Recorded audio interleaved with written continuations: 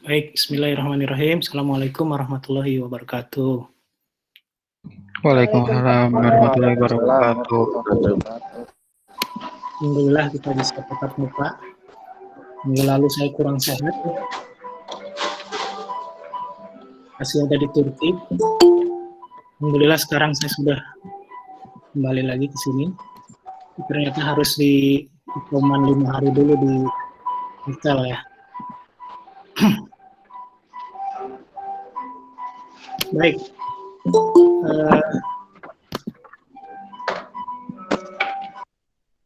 Materi hari ini kita akan bahas tentang karakteristik dan arsitektur sistem Internet of Things ya. Kita akan bicarakan tentang arsitektural ya. Pendekatan arsitektural dari suatu Internet of Things. Nah, untuk bisa memahami konsep kerjanya kita harus paham juga gitu ya. Beberapa materi kuliah sebelumnya kita sudah bicarakan ini sebenarnya. Untuk mengingat lagi ya, bahwa konsep kerja elemen Internet of Things ini ya, kita bisa bagi menjadi yang paling besarnya adalah domain ya. IoT ini dipakai buat apa? Untuk rumah, bangunan ya, untuk sistem mobile atau sistem yang bergerak di outdoor misalnya, perkantoran, industri, ataupun di public smart city misalnya. Kemudian kita juga bisa mulai membaginya itu juga ya, dalam konsep kerja elemen itu berdasarkan arsitekturnya gitu, berdasarkan sudut pandang dari layer atau sebaran-sebaran dari perangkat tersebut gitu ya, baik itu di mana tempatnya ya penyebaran perangkat tersebut ataupun alternatif penempatannya gitu ya. Gitu juga nanti bisa kita lihat dari data kontrol dan aliran datanya gitu ya, bagaimana data itu bisa disebar. Nah, pendekatan juga bisa kita lakukan dari komunikasi atau kontrol ya, kontrol komunikasi antar perangkat tersebut gitu ya, termasuk ini sama nih ya pendekatannya antara arsitektural sama komunikasi itu ya. Kita akan melihat di mana tempat itu berada, di mana perangkat itu berada ya, terus juga kita juga memilihkan di mana tempat itu yang paling bagus berada itu ya. Dan juga kita mulai melakukan pengukuran-pengukuran atau pendekatan-pendekatan bagaimana melakukan pengaturan data dan kontrol aliran datanya gitu. Nah, pendekatan juga kita bisa lakukan dari siklus hidup ya, gitu. Melihat kok bagaimana siklus hidup dari perangkat, siklus hidup dari layanan, ya layanan atau service, dan juga bagaimana aplikasi itu bisa melayani ya dengan baik gitu ya. Ada siklus-siklus hidupnya sebetulnya ya, yang kita bisa jadikan itu sebagai sumber bagaimana kita memahami konsep kerja dari elemen Internet of Things ini. Nah, di sini ada beberapa list ya, badan atau perusahaan atau framework. Framework itu dari konsorsium-konsorsium ya, yang melakukan pengaturan-pengaturan arsitektural ya, yang kita bahas hari ini gitu.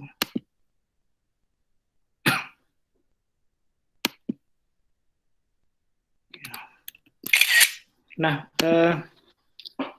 ini yang terkenal di situ ada Etsy ya, ada ITU misalnya, ya, ada IETF, ya, dan jangan lupa juga ya IEEE itu juga termasuk yang cukup ini ya. Nah, nanti kalau kalian bisa menemukan logo-logo ini dalam satu perangkat IoT, ya berarti memang dia sudah mengikuti aturan-aturan yang ada di dalam sini. Itu ya. EU Project ada, OSG juga ada, ya, Open Geospatial Consortium, ya, Open Mobile Alliance juga ada, dan seterusnya, ya. Nah, nggak kalah juga di bidang para penyedia layanan, vendor-vendor misalnya, ya. Di situ ada merek-merek terkenal di situ. Apple punya HomeKit, Google punya beberapa banyak, ya, yang terkait dengan IoT, OpenTree, Nest, Home, dan seterusnya. Ya, ARM juga udah punya, ya, dari prosesor ARM. Intel juga, Intel IoT Platform, disebut dengan IoTV, gitu. Samsung juga sudah mengeluarkan Arctic namanya, ya, Microsoft, ya, dia khusus, ya, Azure IoT, ya, dia menggabungkan IoT dengan cloud, ya. Kemudian juga ada Cisco di sana, ya, Amazon, Philips saja sudah mengeluarkan khusus untuk penerangan, ya, lighting, ya. Itu ada Trade Group, ada Open Connectivity Foundation, ya, macam-macam, ya. So, kita lihat tuh di situ ada perang standar IoT, ya, masing-masing mencoba membuat infrastruktur atau membuat arsitektural, ya, pendekatan arsitektural dari suatu sistem IoT. Karena sistem IoT ini bukan hanya sekedar, ya, karena kita memanfaatkan teknologi internet gitu, ya. Maka di sini bersinggungan dengan banyak hal standar di situ. Ya. Nah, bagaimana kita mendeskripsikan suatu arsitektural dari suatu IoT? Ya, ada dua pendekatannya, ya. Dari sistem yang sudah ada, baru kita bikinkan ke sistem IoT-nya gitu. Ya, kalau yang kayak begini, ini artinya kita melihat kebutuhan dari suatu daerah, kebutuhan dari suatu organisasi, lalu kita mencoba mendeskripsikan sistem IoT yang paling cocoknya gitu gimana. Makanya dari kita mulai dari analisis di sini, analisis kebutuhan, terus melakukan reverse engineering. Jadi kita mencoba membuka atau membedah lebih dalam lagi kebutuhan masyarakat, kebutuhan-kebutuhan yang ada, untuk kita bikinkan sistem IoT-nya, ya. Kalau di situ jangan lupa ada dokumentasinya selalu ada, ya. Nah, pendekatan yang kedua, ya, kita dari stakeholder, ya, dari stakeholder menuju sistem IoT, ya. Pendekatan stakeholder gitu.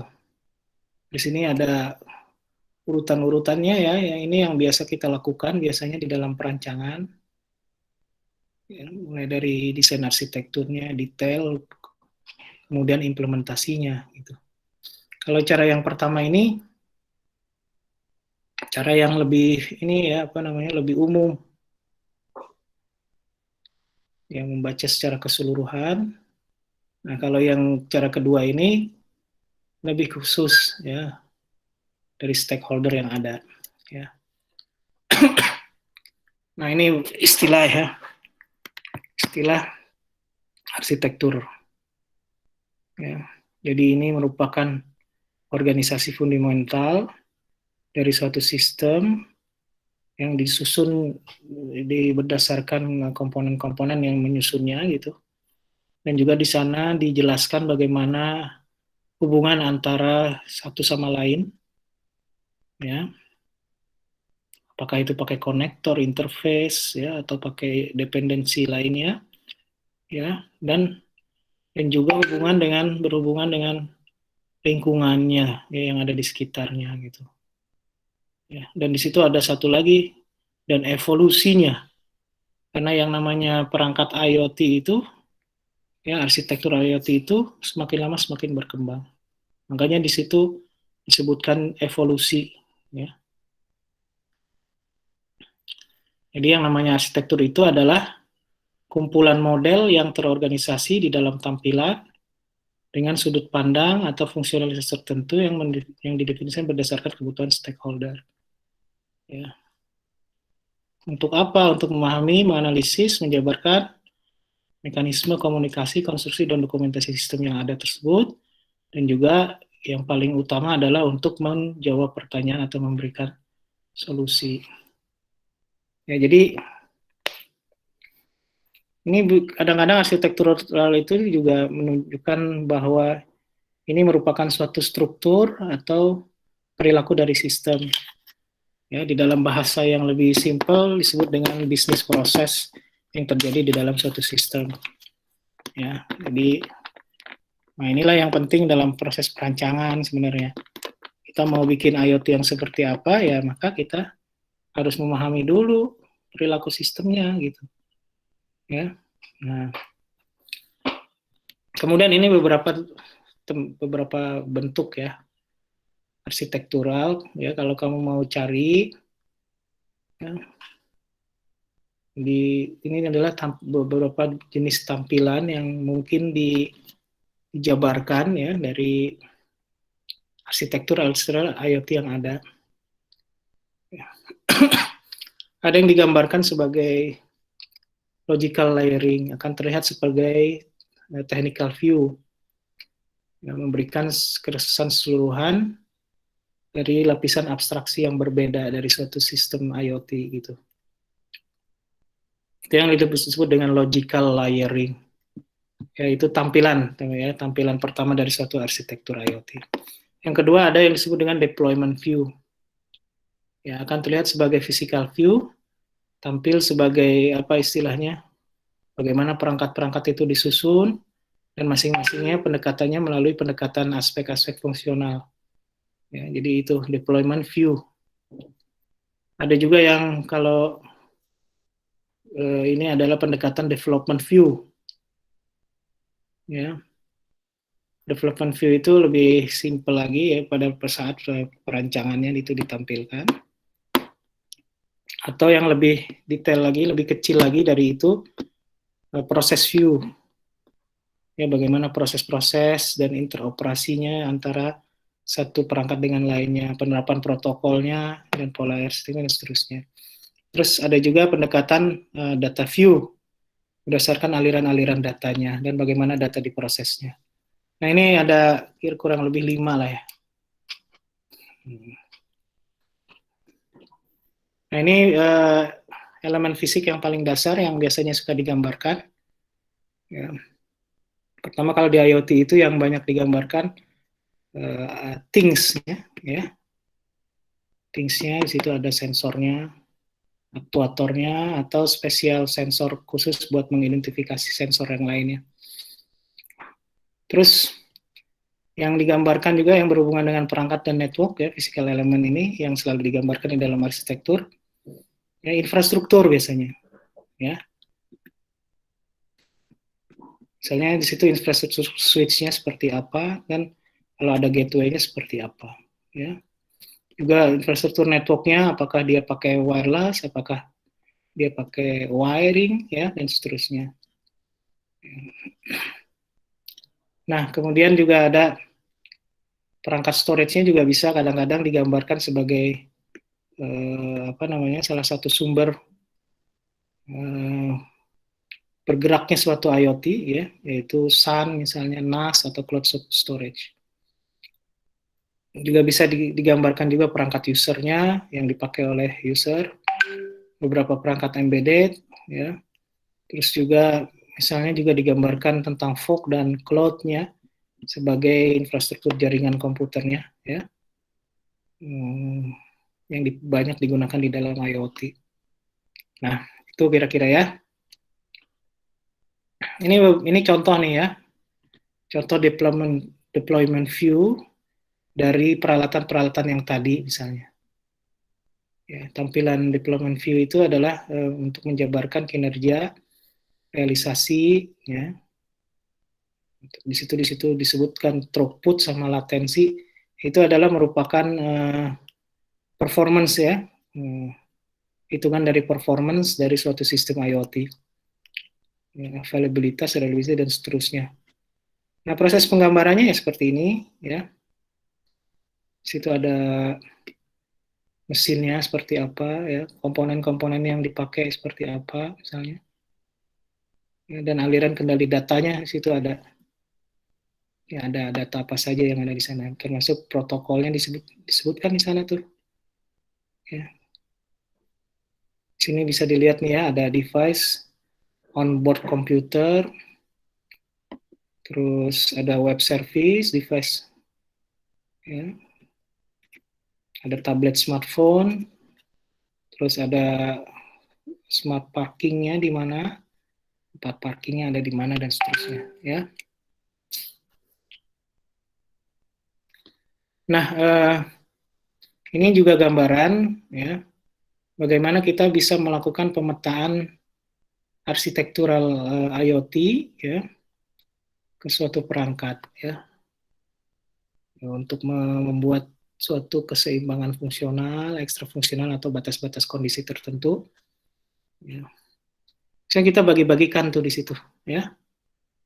Secara fungsional apa saja, ya, perangkat-perangkat atau elemen arsitektur IoT. Jadi inilah sebenarnya cara kita menyusun sebuah arsitektur, ya. Kita kumpulkan tuh yang fungsionalitas-fungsionalitas utama di dalam satu blok misalnya, ya. Masuk sifat-sifatnya di sana, masukin ya. Kemudian baru setelah itu ada ekstra fungsional tertentu, ya. Jadi ini gabungan dari beberapa perangkat yang membentuk satu fungsionalitas yang lebih luas gitu, ya. Misalnya untuk mengukur kinerjanya, untuk melakukan manajemen perangkatnya dan seterusnya, ya.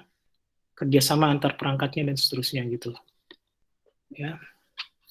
Dan kemudian kita juga gambarkan di situ kondisi-kondisi batas ya dari arsitektur kita gitu. Ya, arsitektur juga jangan terlalu luas gitu, ya, karena kita juga punya perangkat dan kita juga punya network yang terbatas sebetulnya kan, gitu. Jadi samalah seperti kamu melakukan penulisan-penulisan ilmiah atau skripsi kan tentu saja ada batasannya ya. Nah, batasan ini juga termasuk kita petakan ya. Kita petakan apa? Ke arsitektur yang kita lagi buat ya, gitu. Begitu juga ini beberapa jenis analitik ya, analitik yang mungkin dilakukan di dalam perangkat ya. Apakah yang disebut dengan vertical analitik ataupun horizontal analitik gitu. Vertical analitik itu data dari unit tunggal misalnya. Sedangkan kalau horizontal analitik datanya dari banyak unit gitu. Ya. Biasanya kita pakai rata-rata di sini biar mudahnya kalau itu ya. Itu horizontal analitik. Contoh nih misalnya nih ya, ini cara kita membuat satu arsitektur ya. Kita bikin satu sensor termostat atau sensor apa? Sensor suhu ya, gitu.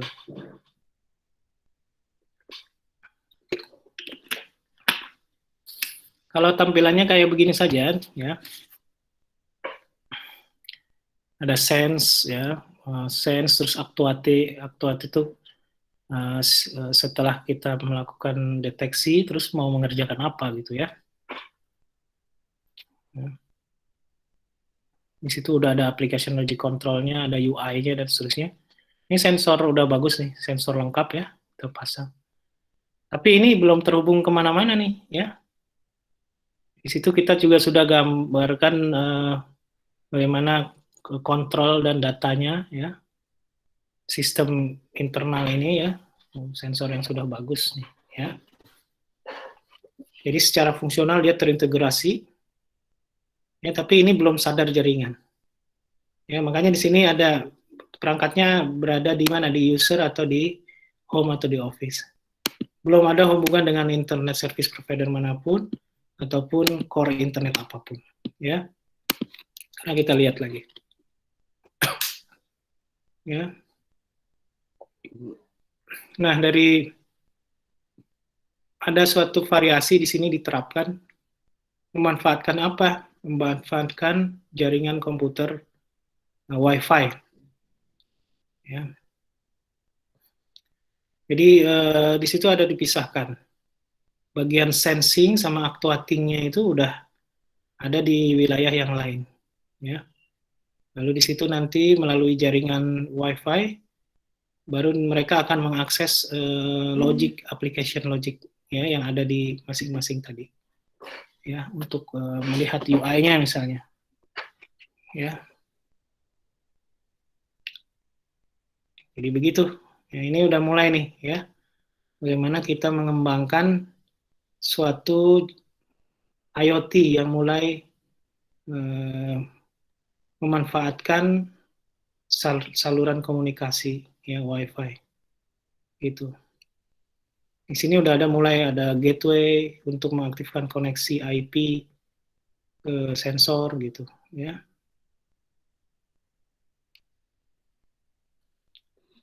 Nah, kemudian ada juga proses peningkatan lagi, ya.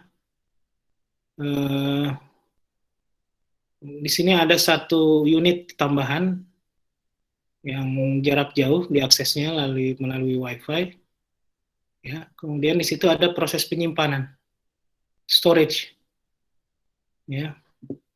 Dan penyimpanan ini bisa dianalitik lebih lanjut, baik itu eh, analitik secara vertikal ataupun horizontal yang tadi saya jelaskan di depan, ya. Gitu. Remote UI-nya juga tuh udah mulai dipisah di situ. Ya, tadinya kan UI-nya ada di grup Wi-Fi, ya, gitu, ya.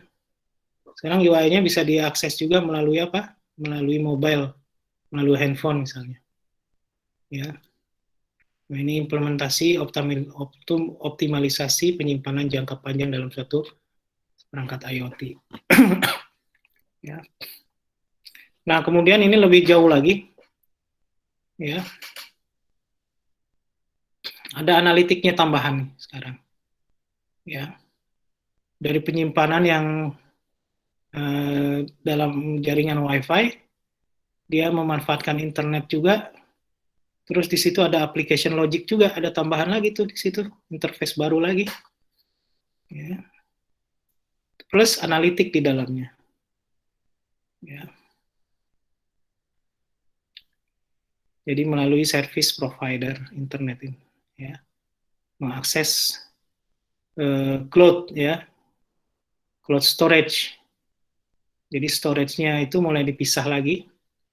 Ya, ini storage yang awal itu masih ada di kisaran Wi-Fi, ya, tapi kemudian itu dikirimkan lagi ke storage yang lebih jauh. Ya. Misalnya gini, komputernya atau perangkat IoT-nya sudah mulai banyak nih, begini. Ya, makanya kemudian proses analitiknya tuh di situ, ya, di situ ada horizontal analitiknya dilakukan di situ. Nah, ada lagi nih, ya, arsitektur semuanya dalam sistem cloud. Dia cuma lewat aja, nggak ada lagi sistem itu, ya, sistem penyimpanan lokal, ya. Tapi tetap mereka terhubung di dalam Wi-Fi yang sama. Tapi Wi-Fi ini akan menjadi apa? Perantara untuk mengirimkan semuanya ke dalam cloud. Ya. Pengguna dapat memeriksa datanya di mana saja, pengguna tidak memiliki kendali langsung baik data maupun aplikasinya. Nah, ini contoh implementasi semuanya dalam sistem cloud. Jadi beginilah caranya membuat apa namanya arsitektural, ya. Tuh. Ini cloud dengan proses analitik horizontal, ya, begitu. Secara internal sebenarnya cloud tetap perlu penyimpanan secara lokal, ya. Jadi penyimpanan lokal ini sebagai perantara, supaya tidak secara langsung sehingga memberatkan saluran komunikasi, ya. Jadi umumnya begitu, ya. Makanya kemudian di sini tetap kita gunakan storage lokal sebelum nanti dia menghubungi cloud. Makanya nanti dikenal ada yang disebut dengan fog computing, ya, gitu. Fog computing itu sebenarnya fog Ya itu kayak begini, perantara-perantara dari suatu perangkat I/O yang ada di wilayah-wilayah tertentu. Sebelum nanti data itu dikirimkan ke sistem cloud yang lebih besar lagi. Ya. Nah, jadi gitu kira-kira ya. Itu.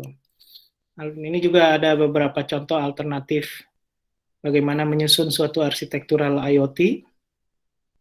Ya, detailnya bisa dilihat di buku itu. Ya. Nah, ini juga lihat menggambarkannya ya di sini. Arsitektur dasarnya ada UI pasti ada di dalamnya sebuah ini. Terus ke bawah tuh sampai sense. Ya ada storage juga di sana. Nah, yang miring ini menunjukkan manajemen dan platform service atau API.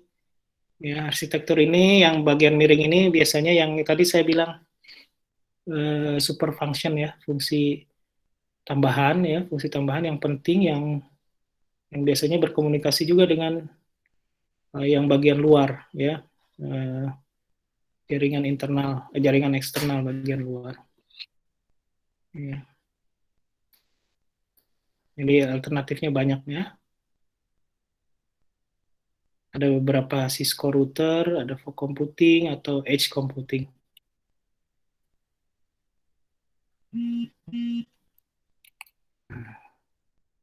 Juga beberapa pemilihan arsitektural, alternatif arsitektural berdasarkan integrasi, distribusi dan virtualisasinya ya. Ya.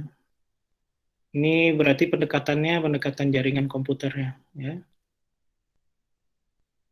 Nah, ini beberapa pendekatan komunikasi ya, arsitektur berdasarkan pendekatan komunikasi, apakah dia indirect ya, menggunakan broker ya, melakukan penyimpanan atau proxy di antara mitra komunikasi yang ada.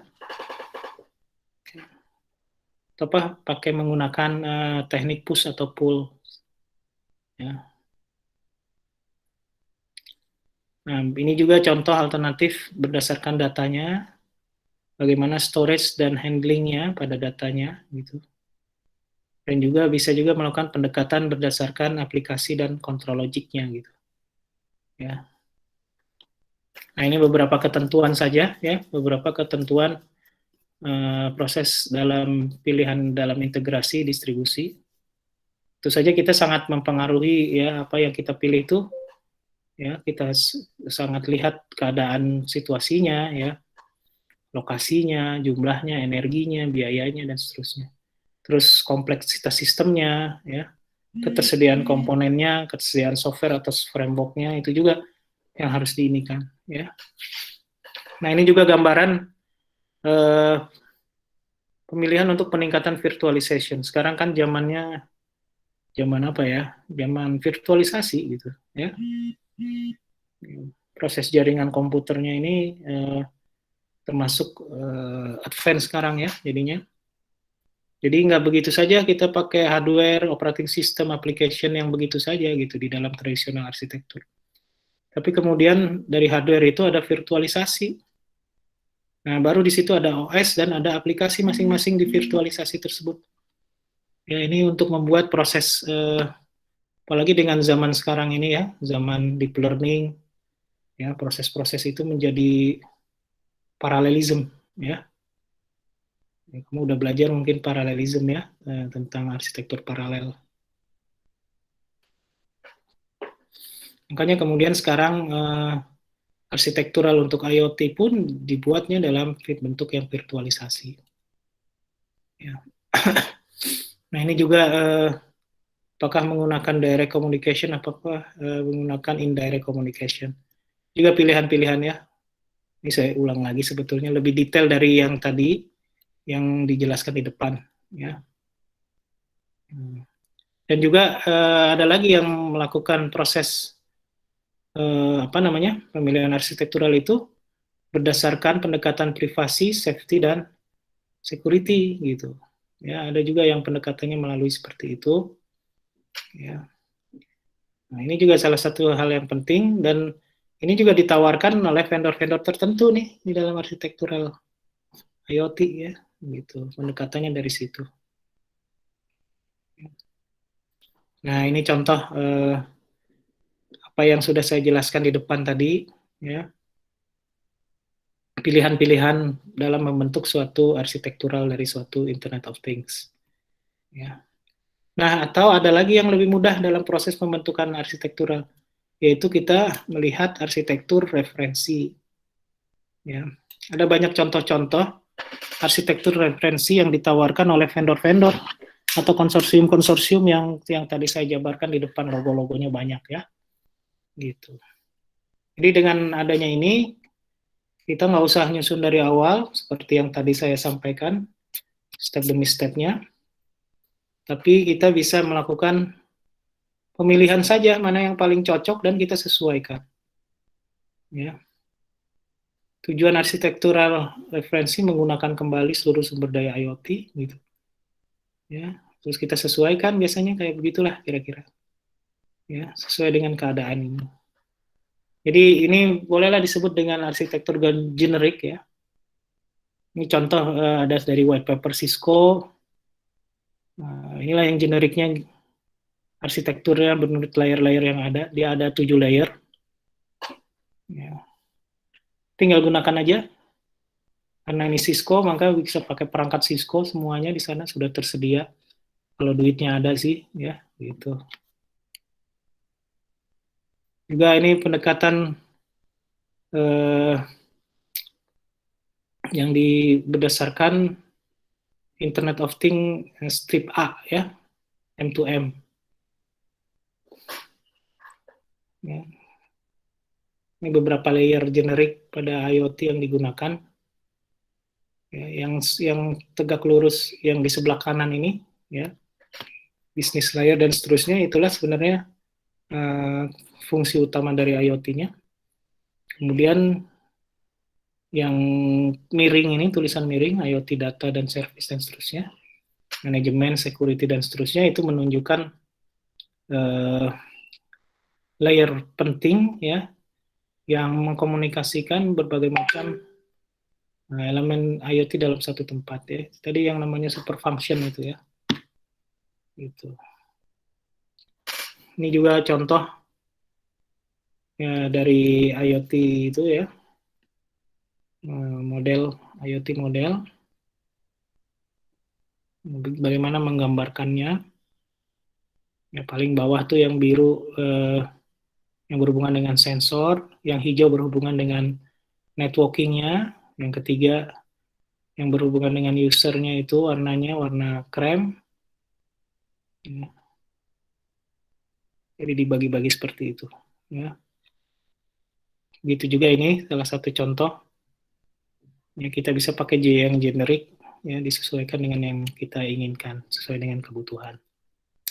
Nah itu ya. Jadi itulah yang bisa saya sampaikan hari ini. Sampai sini ada pertanyaan nggak tentang arsitektur IoT? Ya. Nah, minggu depan nanti kita akan coba bahas tentang network ya, khusus tentang network. Bagaimana IoT network. Ya. Pak, saya ingin bertanya, boleh Pak? Ya, silakan, silakan. Iya Pak, waktu saya mengerjakan PI itu kan terkendala ya Pak untuk IoT, untuk arsitektur jaringan Pak. Cara mengatasinya tuh gimana ya? Permasalahan saya tuh terbatas sama IP publik dari ISP Pak. Jadi kan IoT itu membutuhkan alamat IP juga ya Pak. Ya. Nah, itu cara menanggulanginya gimana gitu Pak? Kalau untuk perorangan mungkin, kalau untuk skala bisnis itu kan dia ISP-nya yang untuk korporat juga ya Pak. Jadi yang mahal dia dapat ISP publik. Nah, kalau untuk kayak kita itu gimana Pak untuk skala mahasiswa ataupun pembelajaran? Terima kasih Pak. Ya. Sebenarnya kan itu berhubungan dengan skala ya. Dalam proses yang kita buat biasanya kan tidak terlalu besar sebenarnya. Ya, jadi mungkin kawan-kawan bisa mulai dari pembelian perangkat-perangkat yang memang menyediakan jaringan komputer tersendiri ya. Misalnya dari LoRa misalnya. Ya. Jadi perangkat-perangkatnya bukan yang kita susun sendiri. Kan mungkin selama ini kita bikin perangkatnya nyusun sendiri ya, jaringan komputernya, perangkat sensornya, terus kita tambahkan dia akses supaya bisa di internet, pakai Thingsboard dan seterusnya gitu. Nah, kalau pendekatannya mulai menggunakan perangkat IoT beneran gitu ya, seperti LoRa misalnya, dan harganya juga tidak terlalu mahal sekarang gitu. Misalnya ada LoRaWAN dan seterusnya. Nah, di situ udah ada IP-nya ya, IP publiknya masing-masing gitu. Ya. Jadi kita bisa tinggal manajemen aja dari perangkat-perangkat tersebut, sehingga kemudian bisa menghasilkan hal-hal yang kita memang rencanakan begitu. Ya, jadi memang lebih mudahnya dari begitu sih. Ya. Nah, atau memang kita manfaatkan dulu layanan-layanan IoT yang ada di web gitu. Ya. Nanti kita manajemenkan ya, ikuti di situ manajemennya di sana. Ya, bagaimana nanti perangkat IoT itu kita jadikan sebagai IP bawahan ya, maksudnya bukan IP publik. Mungkin IP publiknya satu saja, tapi kita modifikasi gitu ya, supaya dia menjadi subdomain dari IP satu publik itu. Ya, kita turunkan lagi di bawahnya. Kayak gitu bisa ya, itu juga bisa, nggak ada masalah, manajemennya aja.